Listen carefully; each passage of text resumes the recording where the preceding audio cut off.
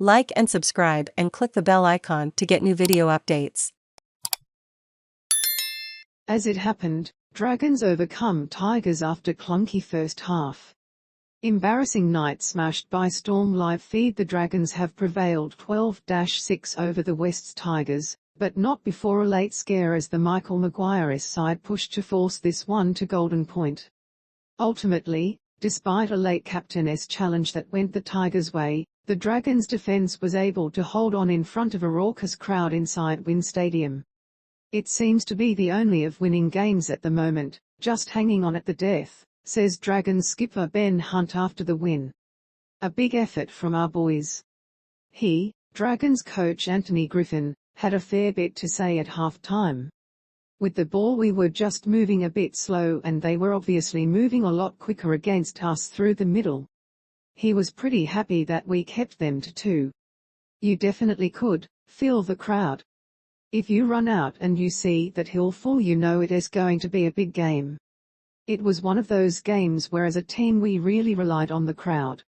The energy was pretty sapped, Tariq Sims adds.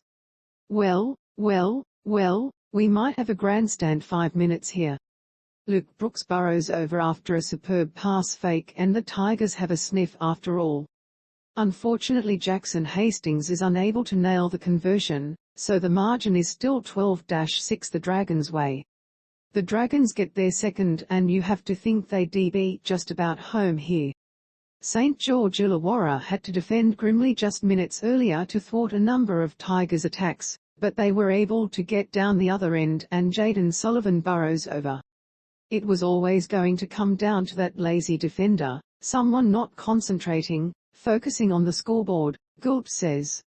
The Dragons have just worn them down mentally and physically. The speed of Jayden Sullivan just surprises them, Slater adds. Those sorts of moments in a young man's career, they can do wonderful things. They build confidence and make you feel like you belong in the big arena.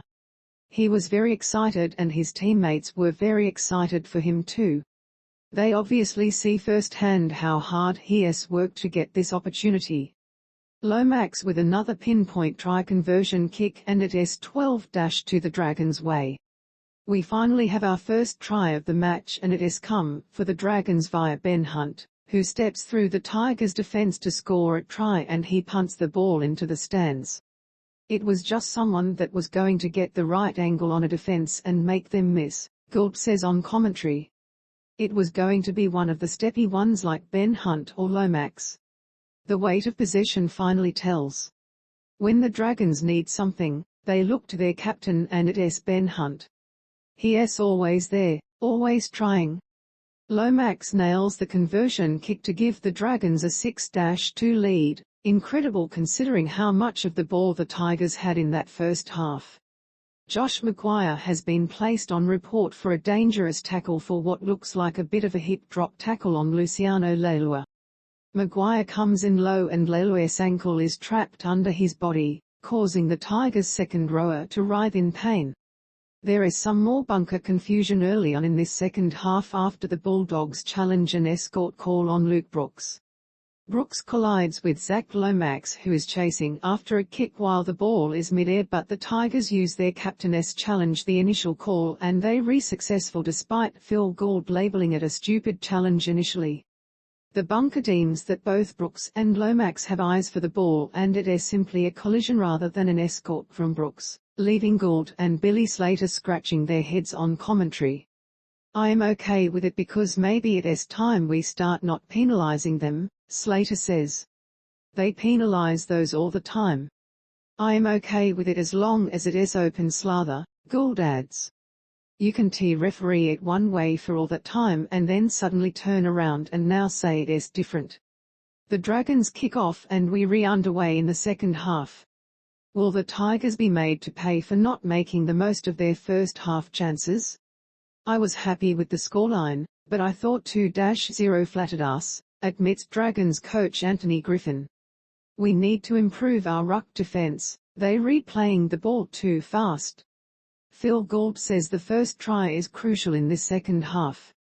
It is half-time here at Wynn Stadium and the Dragons have to be thrilled that the scoreline only reads 2-0 the Tigers' way so far in this one.